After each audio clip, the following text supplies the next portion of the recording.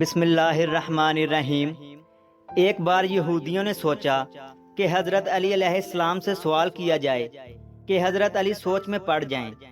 یہودی سوچنے لگے کہ ایسا بندہ کہاں سے ملے گا جو حضرت علی علیہ السلام سے ایسا سوال کرے۔ یہودیوں نے ایسا بندہ ڈھونڈنا شروع کر دیا۔ ڈھونڈتے ڈھونڈتے کافی عرصے کے بعد ایک ایسے یہودی عالم کے پاس گئے جو 70 سال سے غار میں رہ رہا تھا۔ وہ یہودی انتہائی بوڑھا اور کمزور ہو چکا تھا۔ اس کی اتنی ریاضت تھی کہ وہ غیب کی چیزوں کو بھی دیکھ سکتا تھا۔ دو یہودی اس یہودی عالم کو لے کر کوفہ آ گئے۔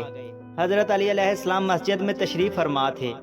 یہودی عالم کو مسجد سے باہر تیار کر کے مسجد کے اندر بھیجا گیا۔ یہودی عالم جب مسجد میں داخل ہوا تو سامنے حضرت علی علیہ السلام منبر پر تشریف فرما تھے۔ یہودی آ کر کہنے لگا کہ اے علی، میں چاہتا ہوں کہ تم کوفہ کے لوگوں سے سوال کرتے ہو، مجھ پر سوال کر کے دیکھو، میں تمہیں جواب دوں گا۔ حضرت علی آگے سے کہنے لگے، اکیلا تو ہی جواب دے گا یا تجھے جو لے کر آئے ہیں وہ بھی تمہارے ساتھ جواب دیں گے؟ میرا مقابلہ اکیلا تو ہی کرے گا یا جو تجھے لے کر آئے ہیں وہ بھی تیرا ساتھ دیں گے؟ یہودی عالم کہنے لگا، اے علی، میں آ گیا ہوں، تو میرا مقابلہ کر، مجھے کسی اور کی ضرورت نہیں ہے۔ آپ سوال کریں، میں جواب دیتا ہوں۔ مسجد میں موجود لوگوں نے حضرت علی علیہ السلام سے عرض کی، یا علی علیہ السلام، آپ سوال کریں۔ اب امیر المومنین حضرت علی علیہ السلام کے سامنے کوئی نبی کھڑا ہوتا تو شاید علی علم کا بھی باپ ہوتا، لیکن سامنے کھڑا تھا تو ایک جاہل یہودی۔ اچانک علی علیہ السلام نے اپنے ہاتھ کو پیچھے کی جانب کر کے اپنی مٹھی بند کر کے اس کے سامنے کر کے کہا، بتا میری مٹھی میں کیا ہے؟ یہودی عالم نے ایک لمحے کے لیے اپنی آنکھیں بند کر لیں۔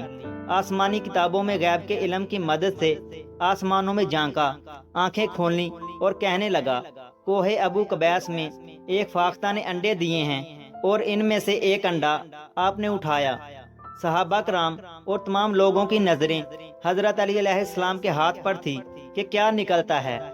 حضرت علی علیہ السلام نے ہاتھ کھولا تو فاختہ کا انڈا نکلا۔ فاختہ کا انڈا دیکھا تو یہودی اس یہودی عالم سے کہنے لگے، بہت اچھا، اور کہنے لگے، اب کرے علی سوال۔ اچانک حضرت علی علیہ السلام منبر سے نیچے اترے اور کہنے لگے کہ ابھی تک کسی ماں نے ایسا بیٹا جنا ہی نہیں جو علی کا مقابلہ کرے۔ حضرت علی علیہ السلام نے وہی انڈا اس یہودی عالم کے ہاتھ پر رکھ دیا اور فرمایا کہ لے، اس کو وہیں رکھ کر دکھا جہاں سے میں نے اٹھایا ہے۔ حضرت علی علیہ السلام کا اتنا کہنا تھا کہ یہودی عالم آپ کے قدموں میں گر پڑا اور کہنے لگا، یا علی، جو میں نے بتایا وہ عالم کرتے ہیں، جو آپ نے کیا وہ خالق کرتے ہیں۔ جب یہودی شرمسار ہو کر جانے لگا تو حضرت علی نے فرمایا، اگر اب تو یہاں آ ہی گیا ہے تو مجھے بھی کچھ بتا کے جا۔ یہودی سر جھکا کر کھڑا ہو گیا اور کہنے لگا، پوچھئے یا علی، آپ نے پوچھا، یہ جو تو غیب کے جواب دے دیتا ہے، یہ علم تم نے کہاں سے لیا؟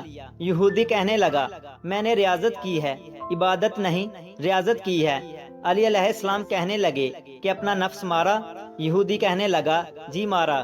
حضرت علی علیہ السلام نے پوچھا، کیا کرتا ہے تو اس نفس کو مارنے کے لیے؟ یہودی کہنے لگا، میرا نفس مجھے جس کام کو کرنے کے لیے کہتا ہے میں وہ نہیں کرتا، جس سے وہ روکتا ہے اسے میں کرتا ہوں۔ کلمہ نہ پڑھتے ہوئے بھی میں ریاضت کی اس مقام پر پہنچ گیا ہوں کہ میں غیب کی چیزوں سے واقف ہو گیا ہوں۔ حضرت علی علیہ السلام نے فرمایا، اچھا تیرا نفس جو تجھے کہے وہ تو نہیں کرے گا؟ یہودی کہنے لگا، بالکل نہیں کروں گا۔ علی نے کہا، تیرا نفس کیا کہتا ہے تیرے مسلمان ہونے کے لیے؟ یہودی کہنے لگا، میرا نفس کہتا ہے کہ مسلمان نہ ہو۔ علی کہنے لگے، پھر مسلمان ہو۔ اگر تیرا نفس کہتا ہے کہ مسلمان نہ ہو تو پھر ہو، کیونکہ تو کہتا ہے کہ تیرا نفس جس کام سے مجھے روکتا ہے تو میں وہی کرتا ہوں۔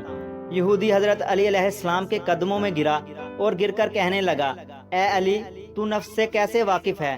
علی نے سینے پر ہاتھ مار کر کہا، میں نفس سے واقف ہوں۔ اگر ویڈیو اچھی لگی ہے تو اسے لائک کریں اور مزید ایسی ہی ویڈیوز دیکھنے کے لیے ہمارے چینل علمی روم کو سبسکرائب کریں۔ ملتے ہیں اگلی ویڈیو میں، تب تک کے لیے اللہ حافظ۔